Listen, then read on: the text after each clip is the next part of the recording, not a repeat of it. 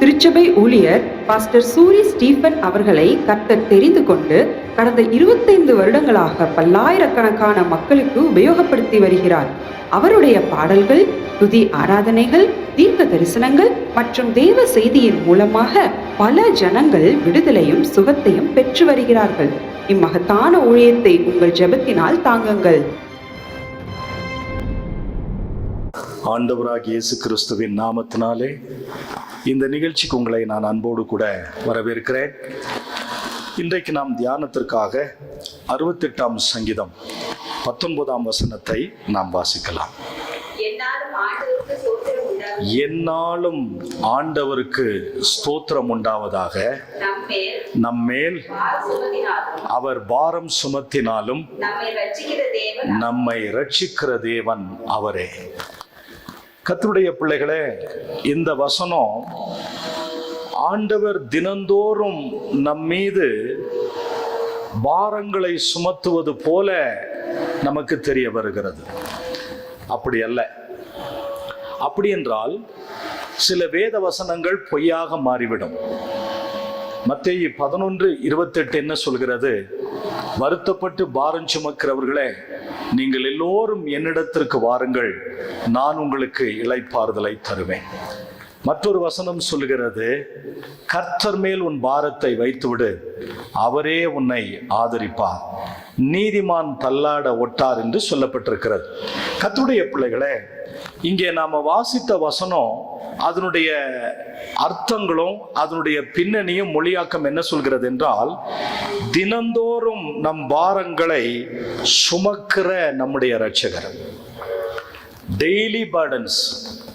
தினந்தோறும் நமக்கு அலுவலக பணிகள் இருக்கிறது, வீட்டு வேலைகள் இருக்கிறது, சரீர சுகவீனம் போன்ற எத்தனையோ விதமான சேலஞ்சஸ், சவால்களை நாம் அன்றாடகம் சந்தித்து வருகிறோம். இன்னும் சொல்ல போனால் நிறைய மனக்லேசங்கள் வருகிறது, நிறைய கடன் போக்குவரத்து பிரச்சனைகள் இருக்கிறது, சொல்ல முடியாத விஷயங்கள் நம்முடைய வாழ்க்கையில அன்றாடகம் நடந்தேறி கொண்டிருக்கிறது. ஒரு சகோதரி சொன்னார்கள், அவர்கள் ஆண்டவராகி இயேசு கிறிஸ்துவை சொந்த இரட்சகராக ஏற்றுக்கொண்ட அவர்கள் நேற்றைய தினத்திலே என்னிடத்தில் சொன்னார்கள், நான் என்னுடைய வீட்டில கொஞ்சம் விஷத்தை வாங்கி வைத்திருக்கிறேன். கடைசியில என் பிரச்சனைகளை தீர்க்கறதுக்கு எனக்கு தெரியல, நான் அந்த விஷத்தை குடிச்சு நான் செத்துறலான்னு வீட்டுக்குள்ளாரையே விஷம் வச்சிருக்கேன்னு சொன்னாங்க. அவர்கள் அந்த ஜெபத்தில் கலந்து கொண்ட போது அவர்களை பார்த்து நான் கேட்டேன், உங்களுக்கு கடன் பிரச்சனையா என்று கேட்டேன். இல்லை என்று சொன்னார்கள். வேறு சரீரத்தில் ஏதாகிலும் பிரச்சனைகளா என்று கேட்டேன். இல்லை என்று சொன்னார்கள். அவர்கள் சொன்ன வார்த்தை, அவர்கள் சொன்ன காரியம், எனக்கு ஒரு மகள் ஒரு மகன் உண்டு, மகளை கஷ்டப்பட்டு திருமணம் முடித்து கொடுத்து விட்டேன், கஷ்டப்பட்டு நான் ஒரு வீட்டை கட்டிவிட்டேன், அதெல்லாம் எனக்கு பிரச்சனையே கிடையாது. ஆனால் என்னுடைய மகன் எனக்கு மிகுந்த மனநோவாக இருக்கிறான். அவன் என் பேச்சை கேட்கறதே இல்லை. அவன் அக்கம் பக்கத்துல எல்லாம் சண்டை இழுத்துட்டு வரான். ஒரு நாள் குடிச்சிட்டு அவன் வேகமா பைக்கை ஓட்டும் போது அவன் கீழே விழுந்து அவனுடைய தலை கண் பகுதிகள் எல்லாம் பெரிய பாதிப்பு ஏற்பட்டிருக்கிறது. இன்றைக்கும் அவனுடைய கண் பார்வையானது கொஞ்சம் பாதிப்பில் தான் இருக்கிறது. ஆனாலும் அவன் தன்னுடைய குடியை விட மாட்டேன் என்று சொல்கிறான்.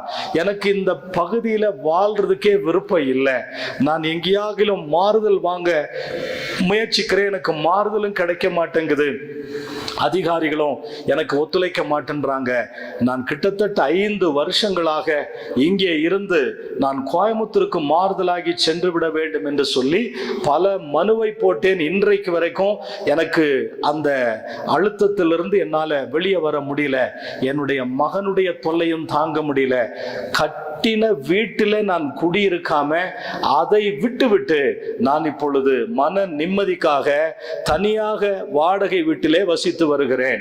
அருமையான கர்த்தருடைய பிள்ளைகளே, அலுவலகத்துல போராட்டம், வீட்டுல வந்தா மகன்கிட்ட நிம்மதி இல்லை. எப்படி ஆகிலும் இந்த ஆண்டின் இறுதிக்குள்ளாக நான் என்னை மாய்த்து கொள்ளுவேன். அவர்கள் சொன்ன ஒரு வார்த்தை எனக்கு மேலும் ஒரு அதிர்ச்சியை கொடுத்தது. நான் வேற யார்கிட்டையும் சொல்லல பாஸ்டர், உங்ககிட்ட தான் சொல்றேன். அப்போ எனக்கு ராத்திரி எல்லாம் தூக்கம் இல்லை.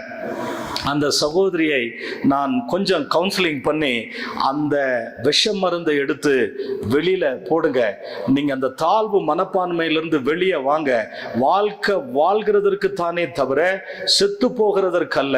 இந்த ஆண்டின் இறுதியில நிச்சயம் ஆண்டவர் உங்கள் மகனை ரட்சிப்பார், உங்களுக்கு மாறுதல் கிடைக்கும், நீங்க இந்த தற்கொலை எண்ணத்திலிருந்து வெளியே வாருங்கள் என்று மன துயரத்தோடு கூட நான் கேட்டுக்கொண்டேன். என்னை கேட்கிற கர்த்தருடைய பிள்ளைகளே, சில நேரங்களிலே நாம் என்னதான் சத்தியத்தை சொன்னாலும், என்னதான் ஆறுதல் சொன்னாலும், அந்த ஸ்ட்ரெஸ்ஸை விட்டு அவங்க வெளியே வர்றதில்ல. வேதம் சொல்கிறது, அவர் உங்களை விசாரிக்கிறவர் ஆனபடினால் உங்கள் கவலைகள் எல்லாம் அவர் மேல் வைத்து விடுங்கள். 1 பேதுரு 5ஆம் அதிகாரம் 6-7 வசனங்களை வாசிக்க கேட்கலாம். 1 பேதுரு 5ஆம் அதிகாரம் 6-7 வசனங்களை வாசிக்க கேட்கலாம். ஸ்தோத்திரம். அவர் உங்களை விசாரிக்கிறவர் ஆனபடினால் உங்கள் கவலைகள் எல்லாம் அவர் மேல் வைத்து விடுங்கள். ஏற்ற காலத்தில் உங்களை உயர்த்தும்படிக்கு அவருடைய பலத்த கரத்திற்குள்ளாக அடங்கியிருங்கள் என்று வேதத்திலே வாசிக்கிறோம். அவர் நம்மை விசாரிக்கிறதான தேவன். நம்மளை விசாரிக்கிறதுக்கு இந்த உலகத்துல யாருமே இல்லைன்னு நினைக்கிறோம். நம்மளை நினைக்கிறதுக்கு இந்த உலகத்துல யாருமே இல்லைன்னு நினைக்கிறோம். ஏதாகிலும் ஒரு பக்கத்துல எனக்கு ஒரு ஆறுதல் கிடைச்சா நல்லா இருக்கும், எனக்கு ஒரு சப்போர்ட்டா இருந்தா நல்லா இருக்கும், யாரோ முன்பின் தெரியாத ஒரு நபராக இருந்தாலும் கூட பரவாயில்ல, அவங்க கிட்ட என்னுடைய நட்பை வளர்த்தி அவங்க மூலமாக வாகிலும் எனக்கு ஒரு ஆறுதலான வார்த்தை கிடைக்குமா, இந்த 4 செவுற்றுக்குள்ளாரியே நான் முடங்கி கிடக்கிறேன், எனக்கு வாழ்க்கையில நிம்மதி இல்லை, வாழ்றதுக்கு பிடிக்கல, இப்படியே வாழ்க்கை போய்கிட்டு இருக்குன்னு சொல்லி நிறைய பேர் நாம சொல்லிக்கிட்டு இருக்கிறோம். வேதம் என்ன சொல்கிறது? தினந்தோறும் நம்முடைய பாரங்களை சுமக்கிற நம்முடைய இரட்சகர். Daily burdens. நான் தினந்தோறும் ஒரு வசனத்தை அனுப்புவேன். அதற்கு அந்த தலைப்பு என்னன்னு கேட்டீங்கன்னா, டெய்லி பிளெஸிங். தினந்தோறும் கர்த்தர் நம்மை ஆசீர்வதிக்கிறதான தேவன். நீங்க என்னாகமத்தின் புஸ்தகம் 24ஆம் அதிகாரம் 1ஆம் வசனத்தை வாசிப்பீர்களானால் அங்கே வேதம் சொல்கிறது, இஸ்ரவேலை ஆசீர்வதிப்பதே கர்த்தருக்கு பிரியம் என்று சொல்லப்பட்டிருக்கிறது. ஆகவே ஆண்டவர் நம்மளை அவர் வாலாக்கணும்னு நினைக்கல, நம்மளை கீழாக்கணும்னு நினைக்கல, அவர் நம்மளை தள்ளிவிடணும்னு நினைக்கல, வியாதியில அப்படியே படுக்கையில கிடக்கணும்னு நினைக்கல, அற்ப வயதுல நாம மரித்து போகணும்னு அவர் நினைக்கல, நம்முடைய பிள்ளைகள் எல்லாம் திசை கட்டு தெரிய வேண்டும் என்று அவர் நினைக்கல. கர்த்தர் பாருங்க, எல்லா சூழ்நிலைகளையும் மாற்றுகிறதான தேவன். ஏசா தன்னுடைய சேஷ்ட புத்திர பாகத்தை அற்பமாக எண்ணினவன். கொஞ்சம் பயிற்றுங்கூழுக்காக தன்னுடைய வாரிசு உரிமையை விற்று போட்டவன். தன்னுடைய சகோதரன் மேல மரண பரியந்தம் எரிச்சலோடு கூட இருப்பவன். அவன் எப்படியாகிலும் தகப்பனாருடைய அடக்கத்திற்கோ அல்லது அவரை பார்ப்பதற்கோ வரும்போது அவனை கொல்லாமல் விடமாட்டேன், என்னை அவன் 2 முறை ஏமாற்றி விட்டான். ஒரு முறை சேஷ்ட புத்திர பாகத்தை களவாடி கொண்டு போனான், மற்றொரு சமயம் நான் அந்த மூத்த மகனாக இருக்கிற எல்லா ஆசீர்வாதங்களையும் திருட்டுத்தனமாக அவன் அபகரித்து கொண்டு சென்று விட்டான்.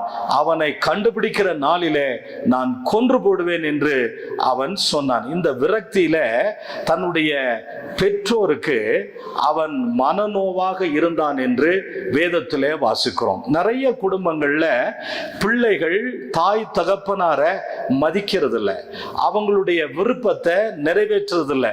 ஒரு குறிப்பிட்ட நாட்களுக்கு பிறகு மகன்கள் தகப்பனார் தாயாரை உதாசீனப்படுத்திட்டு அவருடைய இருதயங்கள் அவருடைய உள்ளங்கள் கலங்குகிற வண்ணமாகவே துணிகரமாக குடித்து விட்டு வருவார்கள்.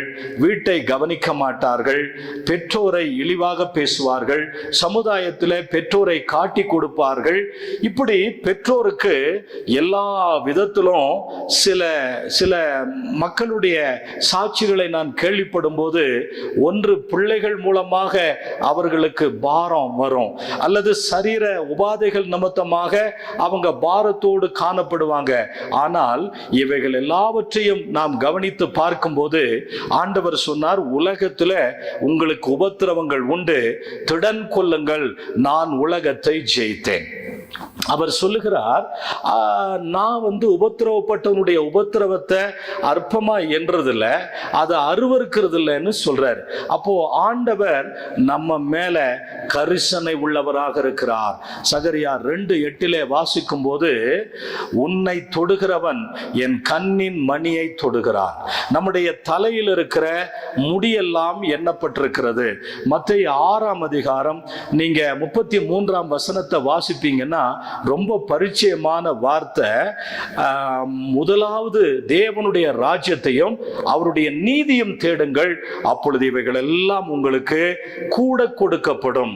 அங்கே சொல்லப்பட்டிருக்கிறது, காட்டு புஷ்பங்களை விட நீங்கள் விசேஷித்தவர்கள், ஆகாயத்து பறவைகளை விட நீங்கள் விசேஷித்தவர்கள், அஞ்ஞானிகளை விட நீங்கள் விசேஷித்தவர்கள். நீங்க செய்ய வேண்டியதெல்லாம் என்ன?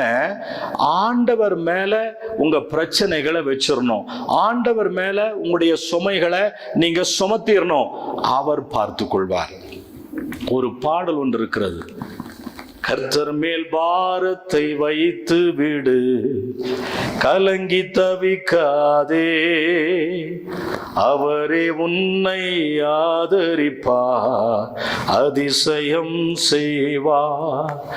நீதிமான் தள்ளாட விட மாட்டார், நித்தமும் காத்து நடத்திடுவார். நீதிமான் தள்ளாட விட மாட்டார், நித்தமும் காத்து நடத்திடுவார். கர்த்தர் மேல் பாரத்தை வைத்து விடு, கலங்கி தவிக்காதே, அவரே உன்னை ஆதரிப்பார், அதிசயம் செய்வார். நம்மை காக்கும் தேவனவர், நமது நிழலாய் இருக்கின்றவர். நம்மை காக்கும் தேவனவர், நமது நிழலாய் இருக்கின்றவர். கர்த்தர் மேல் பாரத்தை வைத்து விடு, கலங்கி தவிக்காதே, அவரே உன்னை ஆதரிப்பார், அதிசயம் செய்வார். சங்கீதம் 23:4 சொல்லுகிறது, நான் மரண இருளின் பள்ளத்தாக்கிலே நடந்தாலும் பொல்லாப்புக்கு பயப்படேன், தேவரீர் என்னோடு கூட இருக்கிறீர், உமது கோலும் உமது தடியும் என்னை தேற்றும். சிலருக்கு மரண போராட்டம். ஆண்டவர் சொல்றார், மரணமே உன் கூர் எங்கே, பாதாளமே உன் ஜெயம் எங்கே? மரண இருள் என்பது அச்சுறுத்தல் தானே தவிர அது ஆபத்து கிடையாது. நம்மளை பயமுறுத்துவான், பிசாசானவன் பயமுறுத்துவான்.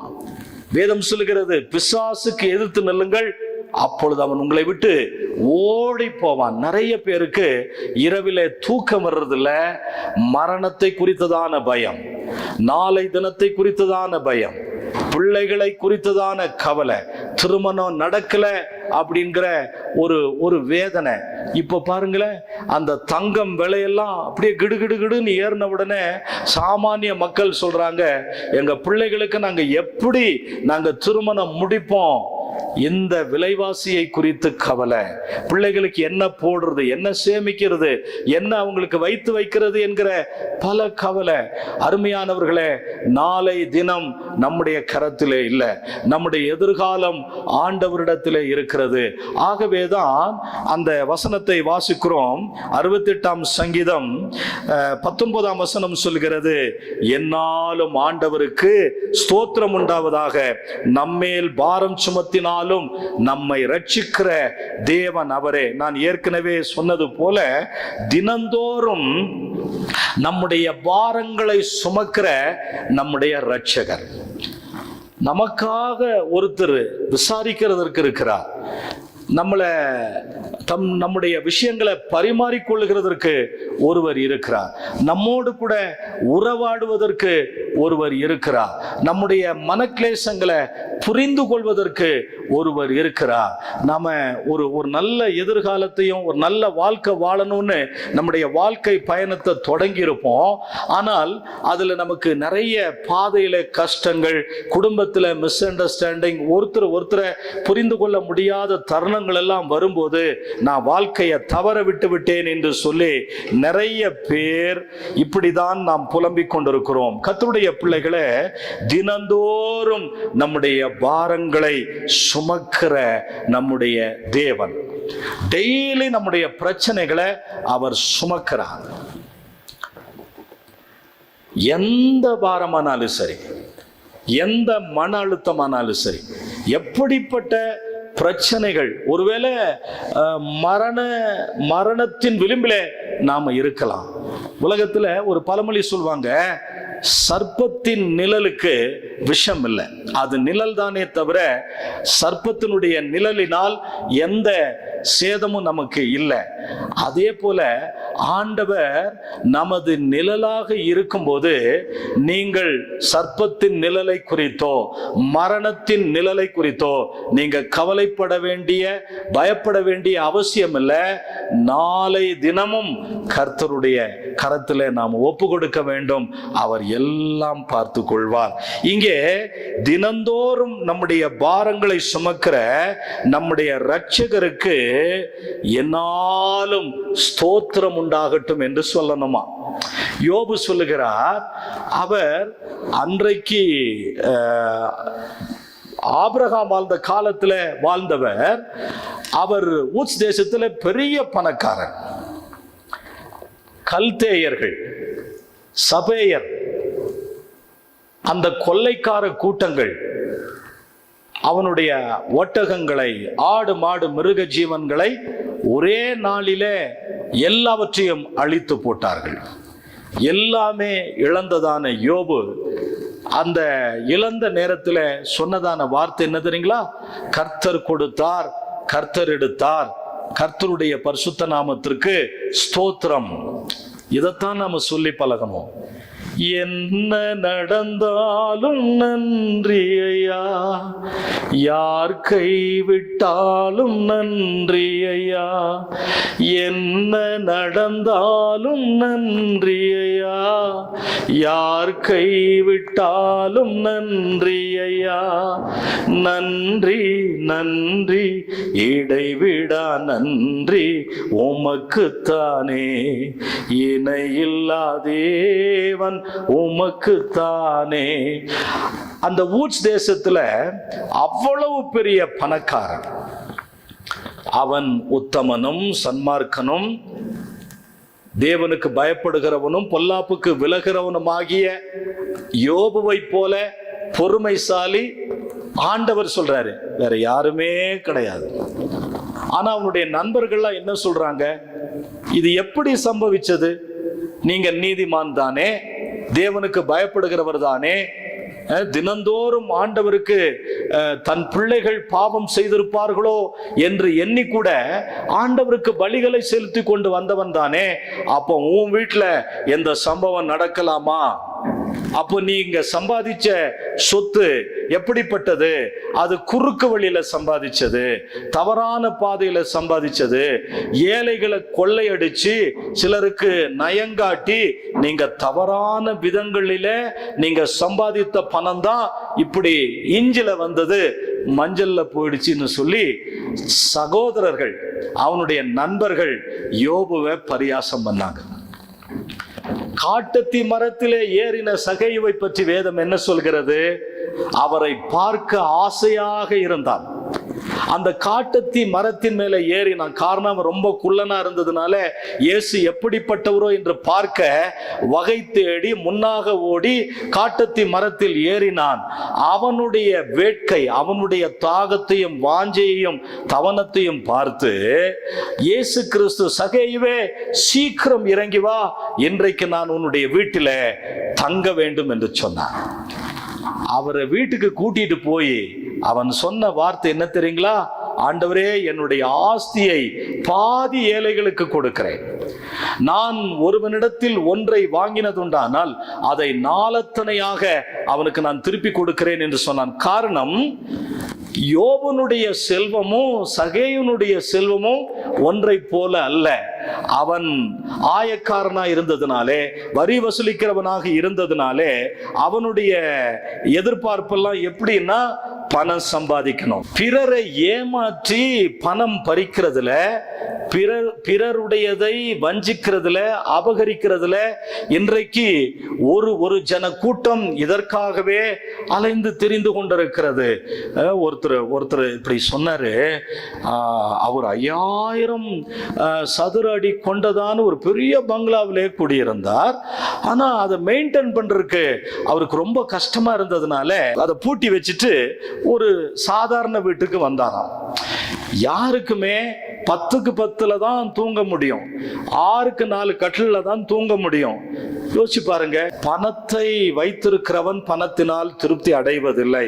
அவன் மாளும் போது அவனுடைய பணம் அவனோடு கூட போகிறதில்லை. ஆகவேதான் நாம் இங்கே வாசிக்கிறோம், தினந்தோறும் நம்முடைய பாரங்களை சுமக்கிற நமது இரட்சகர், வேறொரு இரட்சகர் என்று சொல்லவில்லை, நம்முடைய இரட்சகர் என்று வேதத்திலே வாசிக்கிறோம்.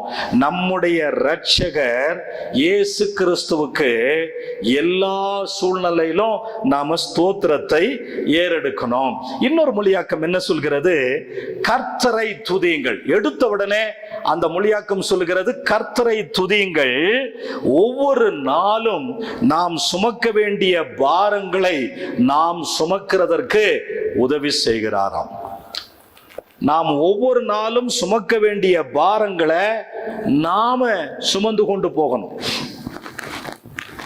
நம்முடைய அன்றாட கடமைகள் என்று ஒன்று இருக்கிறது. பல்லு விளக்குறோம், தலை சீவுறோம், குளிக்கிறோம், சாப்பிடுறோம். இந்த அன்றாட கடமையெல்லாம் இருக்கு. அதெல்லாம் நம்ம பாரம்னு நம்ம சொல்றதில்ல. ஆனா நம்முடைய இருதயம் விசனப்படுற மாதிரி ஒரு சம்பவம் நடந்திருக்கும் பாருங்க. அது ஒருவேளை நம்மளை சிலர் காசிப்பா சொல்லியிருக்கலாம், சிலர் நம்மளை பரியாசம் பண்ணியிருக்கலாம், சிலர் மன நோவு ஏற்படுகிற வண்ணமாக பேசியிருக்கலாம், அல்லது நம்ம ஒரு கடன் தொல்லையிலே சிக்கியிருக்கலாம், அல்லது நம்முடைய பணங்கள் எல்லாம் இழந்த நிலையில அதை எண்ணி எண்ணி எண்ணி அந்த கடனை கட்டணுமே, அந்த பணம் வரலையே, அவங்க நம்மளை ஏமாத்திட்டு போயிட்டாங்களே, இந்த வீட்டை கட்டி முடிக்க முடியலையே. ஒரு சகோதரி நேற்று தினத்துல சொன்னாங்க, நான் கிட்டத்தட்ட என்னுடைய திராணிக்கு நான் ஒரு 10-12 லட்சம் ரூபாய் செலவழிச்சு நான் ஒரு வீட்டை கட்டிட்டேன். இனி இதற்கு மேல எனக்கு 1 லட்சம் ரூபாய் இருந்தா அந்த வீட்டை நான் முடிச்சிருவேன், நான் குடி போயிடுவேன். அந்த 1 லட்சம் என்னால பெரட்ட முடியலன்னு சொல்லும் போது ரொம்ப விசனமா இருந்தது. நான் அவர்களை பார்த்து சொன்னேன், ஒரு நாள் என்னை அழைத்து கொண்டு போங்கள், உங்களுடைய வீட்டிற்காக நான் ஜெபிக்கிறேன், அந்த வீட்டில் நான் ஜெபிக்கிறேன், நிச்சயமாக அந்த 1 லட்சம் ரூபாய் தேவை சந்திக்கப்படும். ஆசையாக உங்களுடைய 2 பிள்ளைகளுக்காக நீங்கள் கட்டின அந்த வீட்டில நீங்கள் சீக்கிரம் குடியேறுவீர்கள், ஆண்டவர் மாற்றத்தை தருவார் என்று சொன்னேன். சின்ன சின்ன விஷயங்கள்லாம் நம்மளை ரொம்ப டிஸ்டர்ப் பண்ணுது. ஒவ்வொரு கவலையும் நம்மளை மனமடிவுக்குள்ளாக நடத்தி கொண்டு போகிறது. கிறிஸ்தவர்களுடைய போராட்டம் என்பது அது பாடுகள் நிறைந்த போராட்டம் என்று சொல்ல முடியாது, நல்ல போராட்டம்.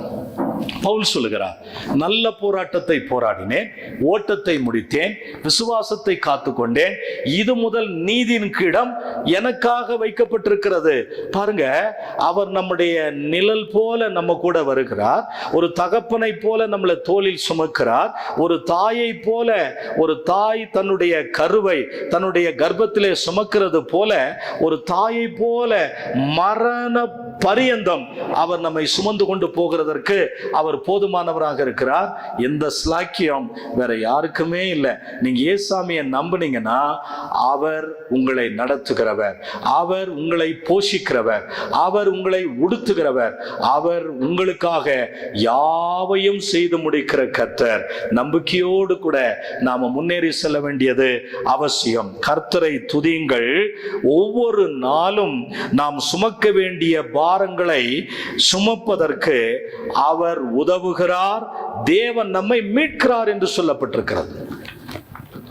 அதனாலதான் ஒரு பாடல், உதவி செய்கிறார், பலன் தருகிறார், உதவி செய்கிறார், பலன் தருகிறார், ஒவ்வொரு நாளும் கூட வருகிறார், ஒவ்வொரு நாளும் கூட வருகிறார். பயப்பட மாட்டேன், நான் பயப்பட மாட்டேன், பயப்பட மாட்டேன், நான் பயப்பட மாட்டேன், இயேசு என்னோடு இருப்பதினால். நாம் சுமக்க வேண்டிய பாரங்களை சுமப்பதற்கு அவர் உதவுகிறார். தேவன் நம்மை மீட்கிறார். ரொம்ப வருஷத்துக்கு முன்பாக நடந்த ஒரு சம்பவம். ஒரு ஏழை விவசாயி தலையில விறகு சுமைய சுமந்துக்கிட்டு போய்கிட்டே இருந்தானாம். அந்த ஜீப்ல போனவருக்கு, நாம அந்த வழியா தானே போறோம், இவர் சுமையோட வராரு, இவரை அப்படியே வாகனத்துல ஏத்தி அவர் விரும்புற இடத்துல போய் இறக்கி விட்டுருவோம்னு சொல்லி அவரை வாகனத்துல ஏறிக்க சொன்னாராம்.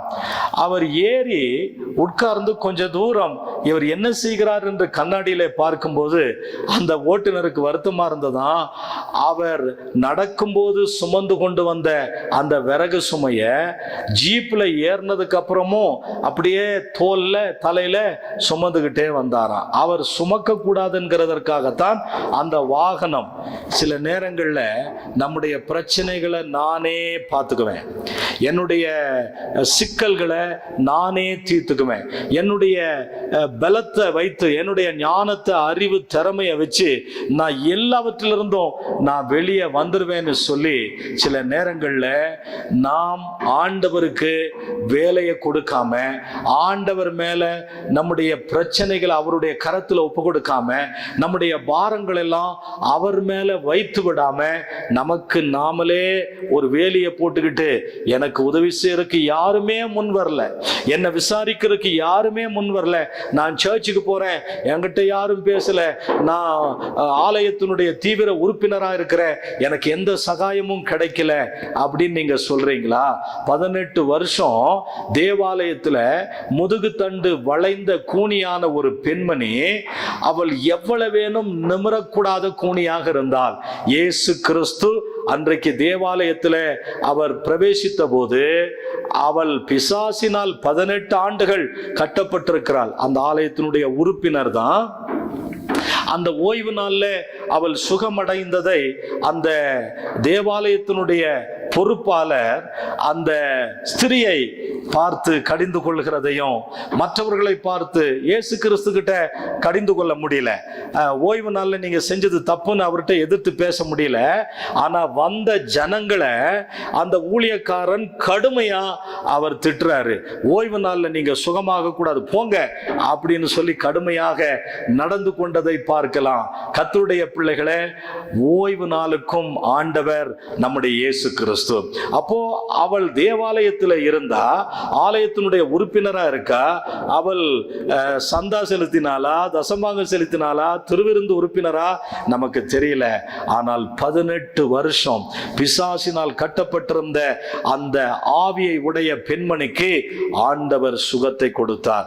இதே மாதிரி தான் பெரும்பாடுள்ள ஸ்திரீ கூட 12 வருட உதிரப்போக்கினாலே பாதிக்கப்பட்டு தன்னுடைய ஆஸ்தி எல்லாம் மருத்துவர்களுக்கு செலவழித்து கொஞ்சம் கூட அவளுக்கு சுகம் கிடைக்காத நேரத்துல இயேசு கிறிஸ்துனுடைய வஸ்திரத்தின் ஓரத்தொங்களை தொட்ட மாத்திரத்தில் அவளுக்குள்ளே வல்லமை புறப்பட்டு போய் அவளுடைய 12 வருட உதிரப்போக்கு நின்றது. ஒரு பைசா செலவில்லாம அவள் சுகம் பெற்றாள். இன்றைக்கு மக்களுடைய மனநிலை அப்படிதான். எல்லா இடங்கள்ல போய் பணம் செலவழித்து பார்ப்பார்கள், மருத்துவமனைக்கு பணம் செலவழித்து சிகிச்சை பார்ப்பார்கள். பல்வேறு இடங்களுக்கு போகும்போது பணம் இல்லாமல் எதுவுமே நடக்காது. ஆனால் இயேசு வண்டையில வரும்போது பணமும் இல்லாம, விலையும் இல்லாம, கரையமும் இல்லாம ஆண்டவர் இலவசமாய் சுகம் கொடுக்கிறதுனால லாஸ்ட் மினிட்ல வருது. கர்த்தருடைய பிள்ளைகளை, நீங்க லாஸ்ட் மினிட்ல ஆண்டவர்கிட்ட வர வேண்டாம். இயேசு கிறிஸ்து ஏற்கனவே உங்களை தேடி வந்துட்டாரு. உங்க பிரச்சனைகளை அவருடைய கரத்துல ஒப்பு கொடுத்துருங்க. ஆண்டவர் என்ன சொல்றாரு தெரியுங்களா? கர்த்தரை துதிங்க. என்ன நடந்தாலும் கர்த்தரை துதிங்க. யார் கைவிட்டாலும் கர்த்தரை துதிங்க. எந்த விதமான விளைவுக்கு நீங்கள் போனாலும் பரவாயில்ல, கர்த்தரை துதிங்க. யோசபாத் ராஜாவினுடைய நாட்களிலே என்ன நடந்தது? துதிக்கிறவர்களை, பாடுகிறவர்களை, இசைக்கலைஞர்களை முன்பாக நிறுத்தி அவர்கள் துதி செய்ய தொடங்கினவுடனே எதிரிகள் ஒருவருக்கொருவர் தங்களுக்குள்ளே வெட்டுண்டு மடிந்தார்கள் என்று வேதத்தில் நாம வாசிக்கிறோம். கோடிக்கணக்கான தேவதூதர்கள் நம்மளை பாதுகாக்கிறதுக்கு இருக்காங்க, நமக்கு பணிவிடை செய்யறதுக்கு இருக்காங்க. ஆண்டவர் நம்ம மேல பெரிய கரிசனை உடையவராக இருக்கிறார். தேவனுடைய பிள்ளைகளே, இஸ்ரவேல் ஜனங்கள் 430 ஆண்டுகள் எகிப்து தேசத்தில் அடிமைப்பட்டு கிடந்த போது ஆலோட்டிகள் நிமித்தம், மேற்பார்வையாளர்கள் மூலமாக அவர்கள் படுகிற துன்பத்தை பார்க்கவே பார்த்து அவர்களை எகிப்து தேசத்திலிருந்து புறப்பட பண்ணினார். கிட்டத்தட்ட 6 லட்சம்னு சொல்றாங்க ஒரு சிலர், ஆனால் 30 லட்சம் ஜனங்கள் 430 ஆண்டுகள் முடிந்த அன்றைய தினமே பாலும் தேனும் ஓடுகிற தேசத்திற்கு வழி நடத்தப்பட்டார்கள். ஆலோட்டிகள் நிமித்தம் அவர்களுக்கு காணப்பட்ட சுமைகள், அவருடைய நுகங்கள் எல்லாம் முறிக்கப்பட்டது. கர்த்தருடைய பிள்ளைகளே, ஏசாவினுடைய நுகம் எப்பொழுது முறிக்கப்பட்டது? அவன் உன்னை ஆண்டு கொள்வான் என்கிற ஒரு சாபம் ஏசாவுக்கு இருந்தது. யாக்கோபை விட ஏசா அதிகமான ஆஸ்தியை சம்பாதித்தவனாக இருக்கிறான். பாவிகளுடைய ஆஸ்தி நீதிமானுக்கு. துன்மார்க்கன் செழித்திருக்கும் போது அவனுடைய ஆஸ்தி ஐஸ்வர்யத்தை கண்டு, அவனுடைய பணபலம் படைபலத்தை கண்டு நாம பொறாமையோ அல்லது வேற எதன் மேலேயும் நம்பிக்கை வைக்க வேண்டிய அவசியம் இல்லை. யாக்கோபு 14 ஆண்டுகள் சீரியா தேசத்துல ராகேல் ரேச்சலுக்காக கடுமையாக உழைத்து தேவனுடைய பெரிய ஆசீர்வாதத்தினாலே திரள் பரிவாரங்களோடு வந்து கொண்டிருக்கிறதான நேரத்துல 400 அடியாட்களோடு ஏசா உம்மை எதிர்க்க வருகிறான் என்று சொல்லி எண்ணினதான நேரத்துல எல்லாரையும் முன்னாக அனுப்பிவிட்டு அவன் பின்தங்கினான் என்று வேதத்திலே நாம வாசிக்கிறோம். அந்த இடத்துலதான் அவன் தேவனை சந்திக்க முடிந்தது. அந்த சந்திப்பு மனுஷனோடும் தேவனோடும் கூட போராடி மேற்கொண்டாயே என்று சொல்லப்பட்டிருக்கிறது. பொழுது விடுகிறது, நான் போகட்டும் என்று தேவதூதன் யாக்கோபினிடத்திலே போராடுகிறதும் யாக்கோபு தேவதூதனிடத்திலே போராடுகிறதுமான ஒரு சம்பவம். அந்த இடத்திற்கு அவன் மக்னாயிம் என்று பெயர் வைக்கிறான். மக்னாயிம் என்று சொன்னால் தேவனுடைய 2 சேனைகள் என்று அர்த்தம். நான் ஏசாவினுடைய சரித்திரத்தை படிக்கும் போது அவன் யாக்கோபை விட நிறைய ஆஸ்தியையும் ஐஸ்வர்யத்தையும் உடையவனாக இருந்தான்.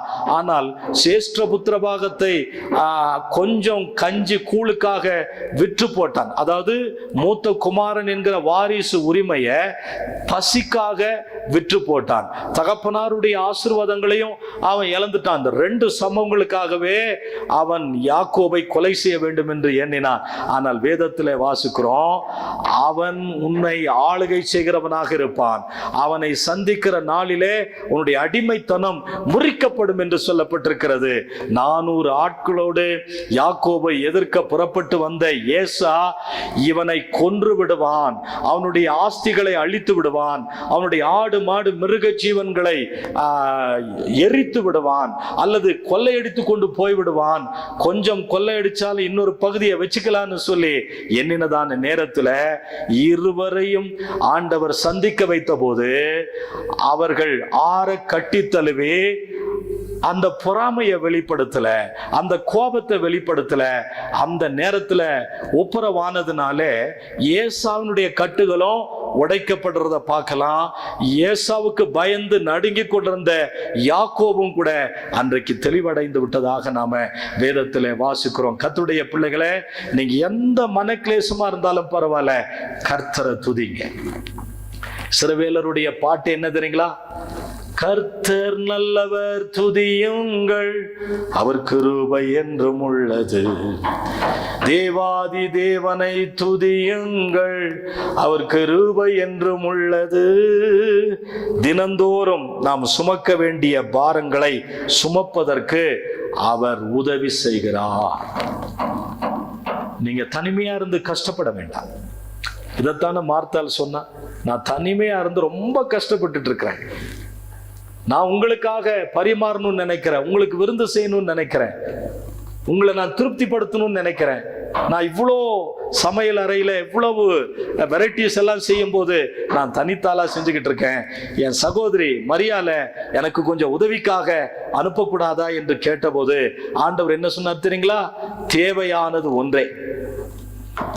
மரியாள் தன்னை விட்டு எடுபடாத நல்ல பங்கை தெரிந்து கொண்டான். நீ அநேகம் காரியங்களை குறித்து கவலைப்படுகிறாய். வயிற்றுக்கு போஜனமும் போஜனத்துக்கு வயிறும் ஏறும், ஆனால் அதையும் இதையும் கர்த்தர் அழிய பண்ணுவார். போஜனத்தினாலே சரீர அளவை நாம் ஒரு நாளும் கூட்டவே முடியாது. ஒருத்தர் ரொம்ப பெருமையா சொல்லிட்டு இருந்தார், கொரோனா காலத்துல நான் 130 கிலோ ஆயிட்டேன். 130 கிலோ. அப்ப இப்ப நான் 80 கிலோ இருக்கிறேன்னு அவர் சொல்றார். தேவனுடைய பிள்ளைகளை, அவர் நமக்கு உதவி செய்கிறார். எந்த விஷயத்திலையும் அவர் நமக்கு ஒரு ஃப்ரெண்டை போல, ஒரு தாயை போல, ஒரு வைத்தியரை போல, ஒரு தகப்பனை போல நமக்கு அவர் உதவி செய்கிறவராக இருக்கிறார். இன்னொரு வசனம் என்ன சொல்கிறது?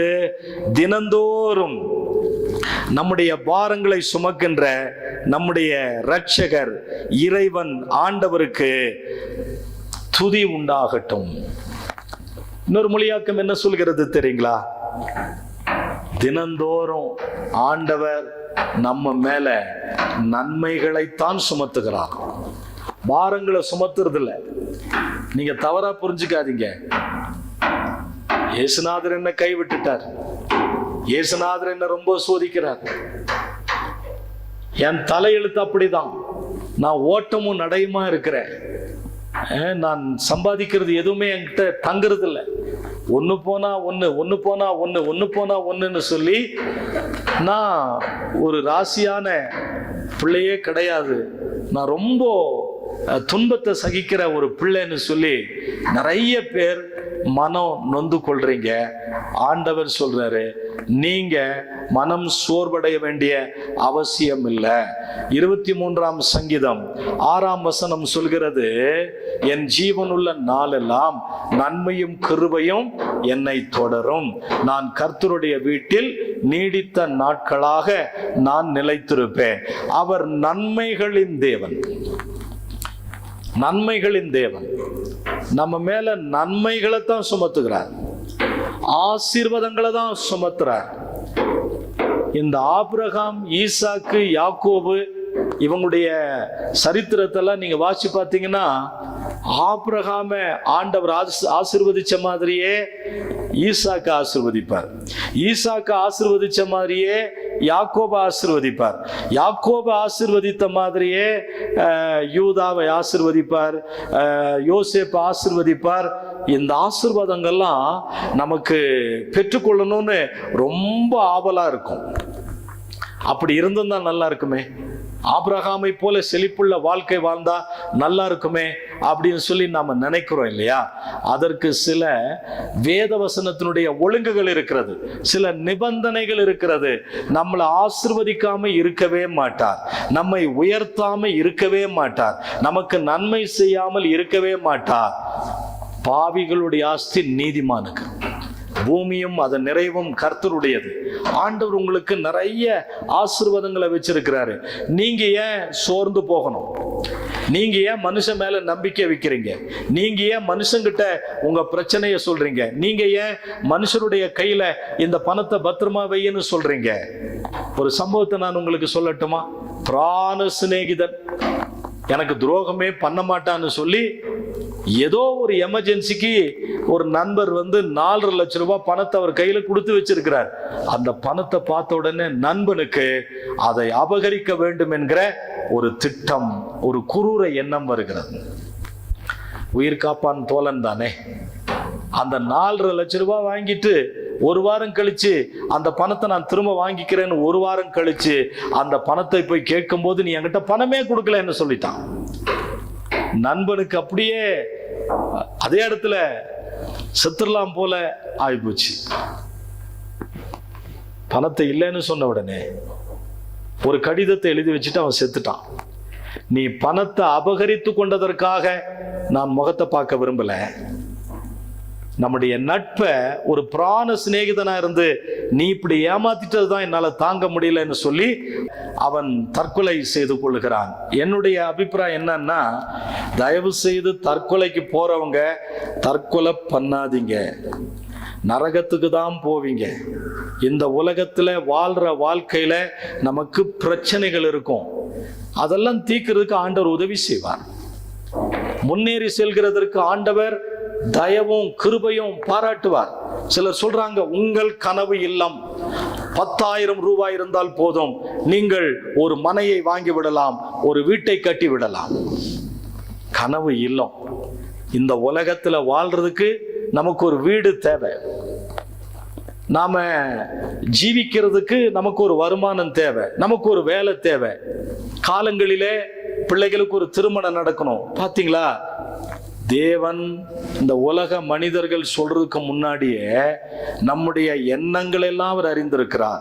நம்முடைய நாவில் சொல் பிறவாததற்கு முன்பதாகவே அவர் எல்லா தேவைகளையும் அறிந்திருக்கிறாராம்.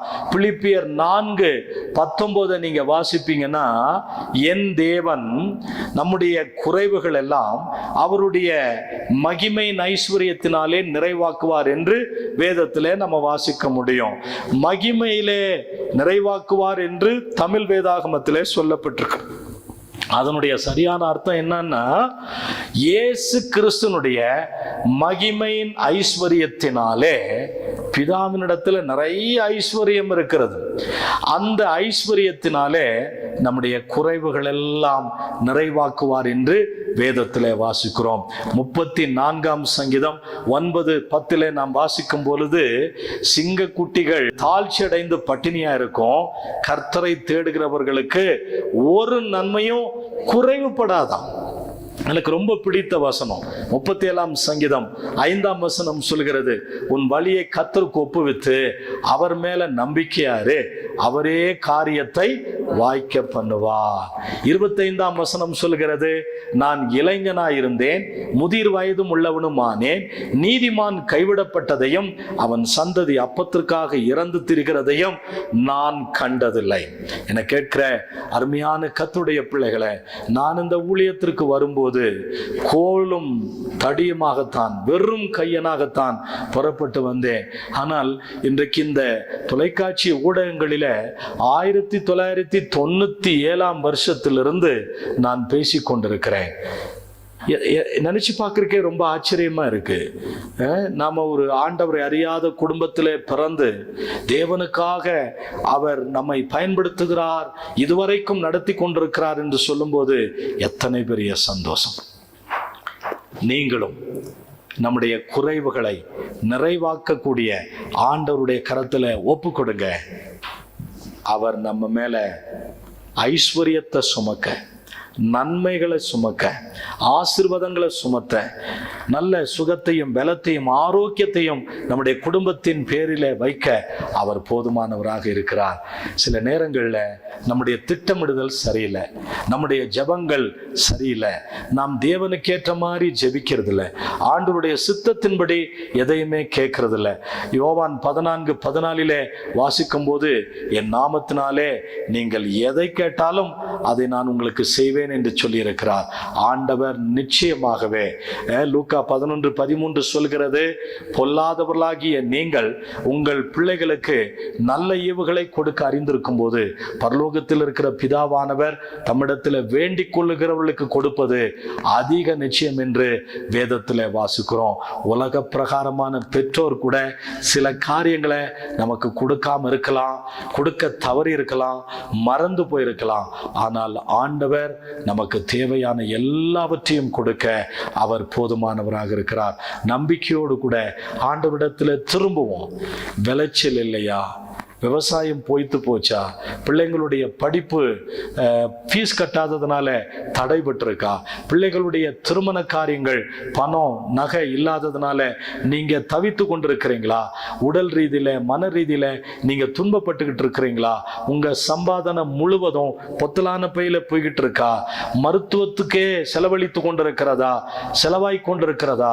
இனி ஒரு தீர்மானம் பண்ணுங்க. ஆண்டவரே, நான் உங்க பிள்ளைப்பா, நீங்க தான் எனக்கு சுகத்தை கொடுக்கணும், நீங்க தான் என் சுமையை சுமக்கணும், நீங்க தான் என் பாரத்தை வாங்கிக்கணும். உங்க கரத்துல என்ன நான் ஒப்படைக்கிறேன், நீங்க இதற்கு மேல பொறுப்பெடுத்துக்குங்கன்னு சொல்லி ஆண்டவருடைய கரத்துல உங்க வழிய, உங்க வாழ்க்கைய, உங்க எதிர்காலத்தை ஒப்பு கொடுப்பீங்களா? எந்த காரியத்தையும் கர்த்தர் செய்து முடிக்க வல்லவராக இருக்கிறார்.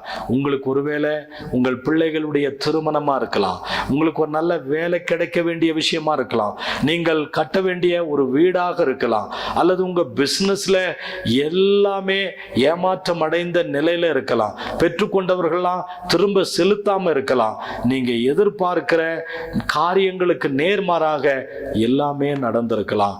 ஆனால் ஆண்டவர் நிச்சயம் உங்களுக்கு உதவி செய்வார், உங்களுடைய பிரச்சனைகளை மாற்றுவார், உங்களை சமாதானப்படுத்துவார், உங்கள் பாரங்களை சுமந்து கொள்வார்.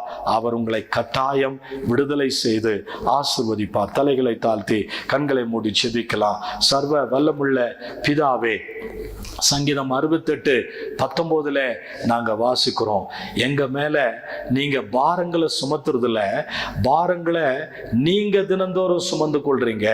எங்களுடைய பாரங்களை நாங்க சுமக்கிறதுக்கு எங்களுக்கு உதவி செய்றீங்க.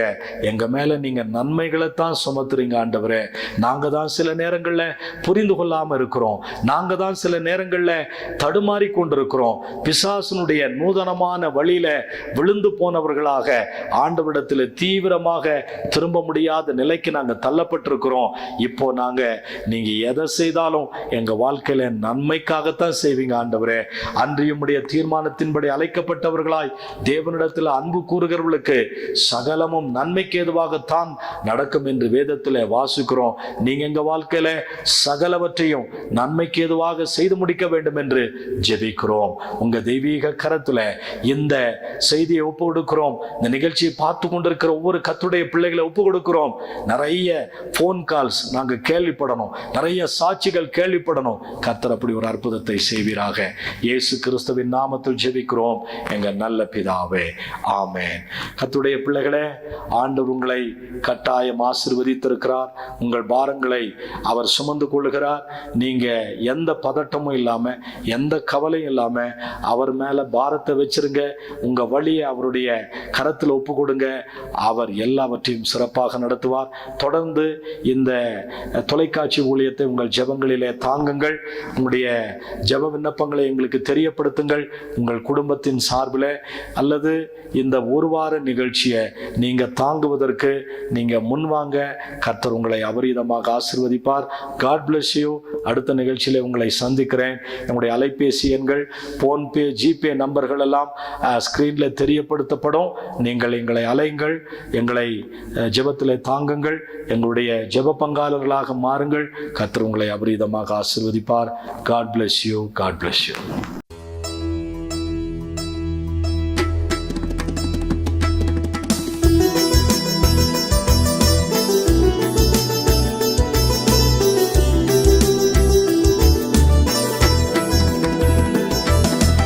உலகங்கள் என்னை வெறுத்தாலும்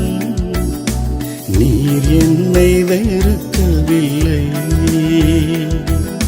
மனிதர்கள் என்னை மறந்தாலும் நீர் என்னை மறக்கவில்லை.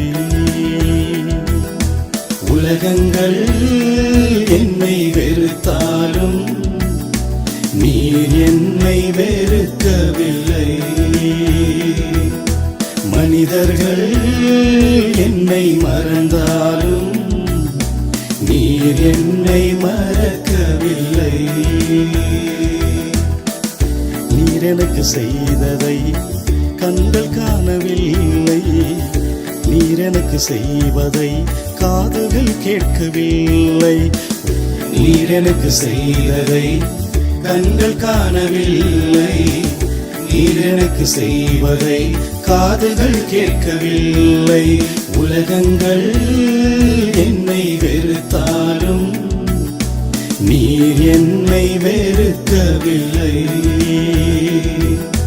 மனிதர்கள் என்னை மறந்தாலும் நீர் என்னை மறக்கவில்லை.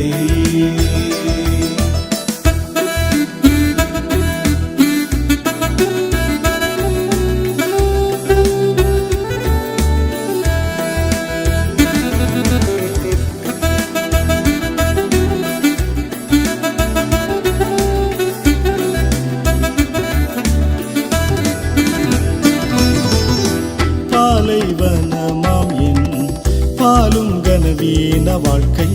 பாலைவனமாம் என் பாலும் கனவீன வாழ்க்கை. சோலைவனமாய் செழிப்பாய் மாற்றினீர். சோலைவனமாய் செழிப்பாய் மாற்றினீர். உலகங்கள் என்னை வெறுத்தாலும் நீர் என்னை வெறுக்கவில்லை. மனிதர்கள் என்னை மறந்தாலும் நீர் என்னை மறக்கவில்லை.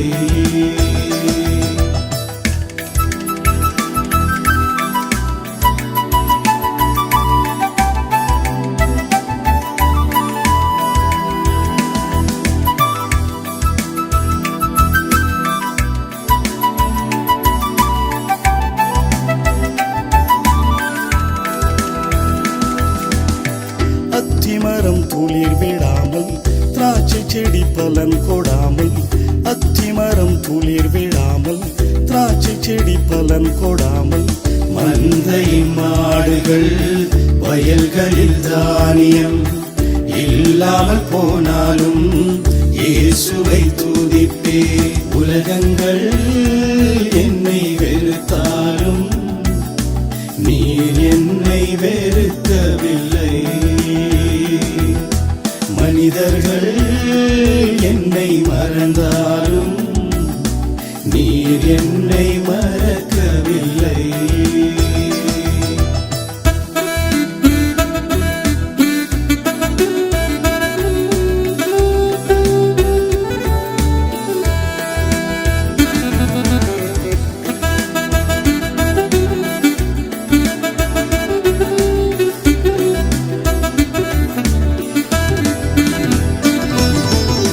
நீரேமை திராட்சை செடி நான் உமது திராட்சை கொடி. நீரேமை திராட்சை செடி நான் உமது திராட்சை கொடி. அருந்த கொடி என்னை செடியோடு இணைத்தீர். மறந்த கொடி அவனை செடியோடு இணைத்தீர். உலகங்கள் என்னை வெறுத்தாலும் நீர் என்னை வெறுக்கவில்லை. மனிதர்கள் என்னை மறந்தாலும் நீர் என்னை மறக்கவில்லை. நீர் எனக்கு செய்ததை கண்கள் காணவில்லை. நீர் எனக்கு செய்வதை காதுகள் கேட்கவில்லை. நீர் எனக்கு செய்ததை கண்கள் காணவில்லை. நீர் எனக்கு செய்வதை காதுகள் கேட்கவில்லை. உலகங்கள் என்னை வெறுத்தாலும் நீர் என்னை வெறுக்கவில்லை.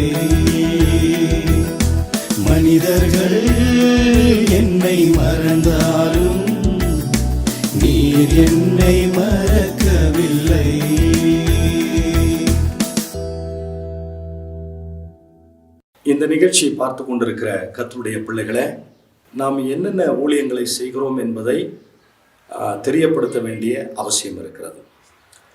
இந்த ஊழியம் 10ஓடு 11ஆக இருக்காது என்பதை உங்களுக்கு நான் தெரியப்படுத்த விரும்புகிறேன்.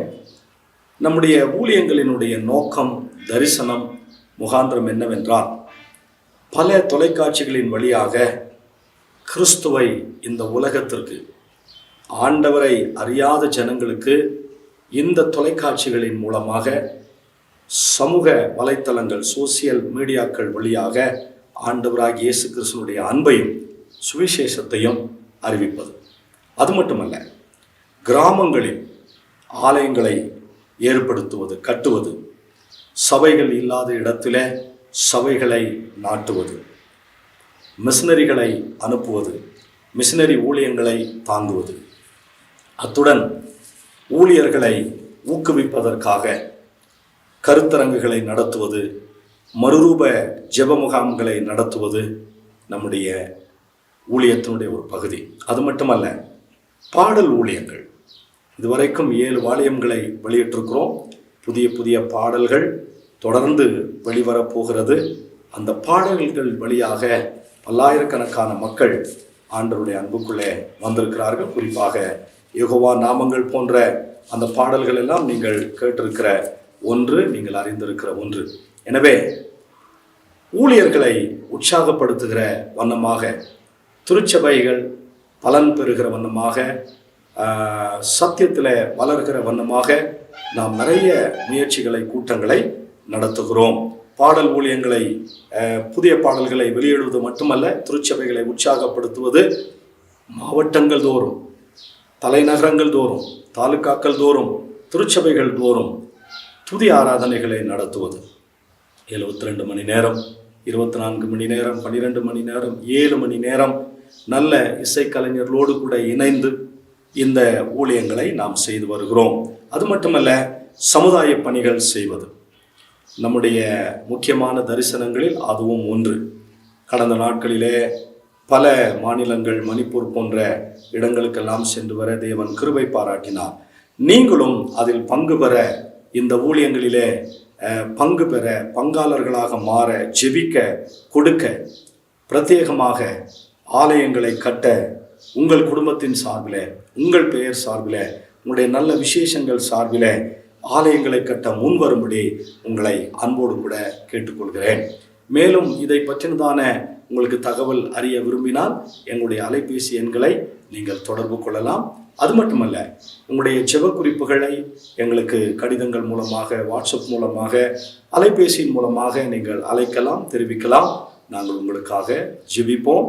கர்த்தர் தேசத்தை தம்முடைய பிரசன்னத்தில். உங்கள் வாழ்க்கையில் தீராத வியாதியா, கடன் தொல்லையா, தோல்வி நிறைந்த வாழ்க்கையா, தீய வல்லமைகளின் போராட்டமா, இவை அனைத்திலிருந்தும் மெய்யான விடுதலை பெற ஆசீர்வதிக்கப்பட்ட இயேசுவின் நாமத்தில் உங்களை அன்புடன் அழைக்கிறோம். நீங்கள் தொடர்பு கொள்ள வேண்டிய முகவரி: Ooty new life church, 2B Theresa view, finger post, ஊட்டி.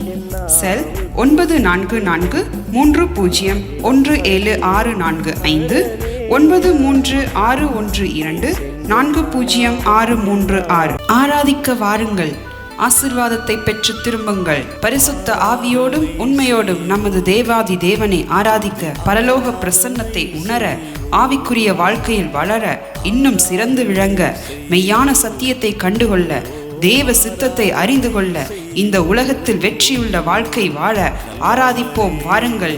நீங்கள் தொடர்பு கொள்ள வேண்டிய முகவரி: Ooty new life church, 2B Theresa view, finger post, Ooty. Cell 9443017645, 9361240636.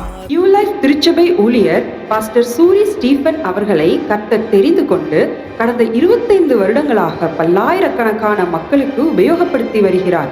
அவருடைய பாடல்கள், துதி ஆராதனைகள், தீர்க்க தரிசனங்கள் மற்றும் தேவ செய்தியின் மூலமாக பல ஜனங்கள் விடுதலையும் சுகத்தையும் பெற்று வருகிறார்கள். இம்மகத்தான ஊழியத்தை உங்கள் ஜெபத்தினால் தாங்குங்கள். இந்த நிகழ்ச்சியின் மூலம் நீங்கள் பெற்றுக்கொண்ட ஆசீர்வாதங்கள் மேலும் பலருக்கு கிடைக்க உங்கள் ஊக்கமான ஜெபங்களினாலும், காணிக்கைகளினாலும், நன்கொடைகளினாலும் தாங்குங்கள். உங்கள் காணிக்கைகளை போன்பே, ஜிபே மூலம் செலுத்த வசதிகள் உண்டு. Phone number 9443017645. எங்களுடைய வங்கி கணக்கு எண் pastor Suri Stephen, Canara bank, account number 623810012137. IFSC code CNRB 0016238. Ooty Mary's hill branch. Phone number 9443017645.